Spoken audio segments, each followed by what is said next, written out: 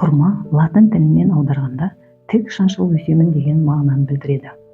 Құрма пальмасы көбінесе ыстық климатты аймақтарда өсетіні белгілі. Өзімізге белгілі Сауд Арабиясы, Ирак, Алжир, Мысыр, Қытай, Әзербайжан, тіпті қазіргі кезде Өзбекстан, Түркменстан елдері де өсіретін болған. Құрма ағашы 50-60 жыл, ал қолайлы жағдайда 100 жылға дейін өмір сүреді.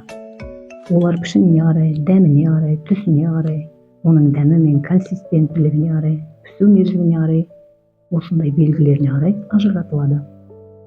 Құрманың бірнеше сорты бар.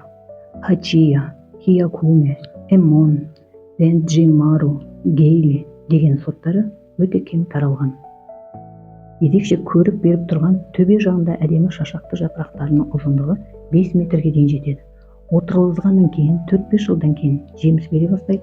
Салмағы 8 килограммға дейін жететін бір шоғырында 1000-нан астам жеміс бітеді. Әр ағаштан 40-80 килограмм жеміс алынады. Бұл жеміс мұсылмандар үшін өте маңызды. Құрманың түрлері жаңа піскені, кепкені, ірісі, кішісі, емге жарамдысы, дәмі, түсіне қарай құрманың көптеген түрлері бар. Хижраның жыл санау бойынша 8 ғасырда Мұхаммед алейхиссалам пайғамбарымыздың өзін зиярат етіп келген Абул Хайс тайпасының адамдарына сол аймақтағы құрмалардың түрін әңгімелеп, сіздерде өсетін құрмалардың ең жақсысы әрі ең пайдалысы барни деген құрма деп айтып өткен. Содан соң Абул Хайс адамдары елдеріне қайтқаннан кейін барни деген құрманың түрін өсіруге арнайы көңіл бөліп, біршама уақыттан кейін біржолата құрманың осы барни түрін өсіруге ғана көшкені мәлім. Пайғамбарымыз әсіресе Мәдинада өсетін әжуа деп аталатын құрма сортын жақсы көрген. Тіпті әжуа құрмасы жәннаттағы жемістердің бірі деп. Осы себепті әжуа құрмасы әлі күнге дейін аса көп сұранысқа ие. Құрма қасиетті Құранда аталған жемістердің бірі. Хазірет Мариям Исаға толғатып қатты қиналғанда Аллах Тағала мейірім білдіріп, оған құрма жеуді әмір еткен. Бұл жайлы Мариям сүресінде сөйтіп тұрғанда толға қысып, құрма ағашына барып сүйемелеуге итермеледі. Бұрын өліп ұмтылып кеткенімде болар еді деп күйзеледі. Сол сәтте періштелер төменнен былай деп дауыстады: жабырқама, Раббың асты жағыңнан бір арық жасады. Құрма бұтағына өзіне қарай сілкіле, үстіне жас құрмалар түссін, одан іш, же, көзайым бол деп делінген мәліметтер бар.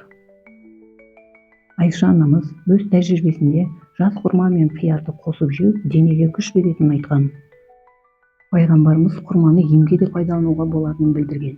Жүрегі я кеудесі ауыратындығын айтқан бір сахабасын Таифта тұратын Харис ибн Калада атты дәрігерге жіберіп тұрып, Мәдинаның әжуа құрмасының жеуін талап етеді. Дәнінен қоса езіп, кеудесіне жағып ұқаласын деп, әжуа құрмасын емдікке қалай қолдануға болатынын үйреткен.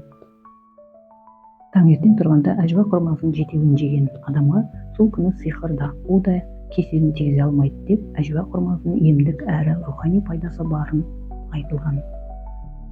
Сонымен енді құрманың пайдасы.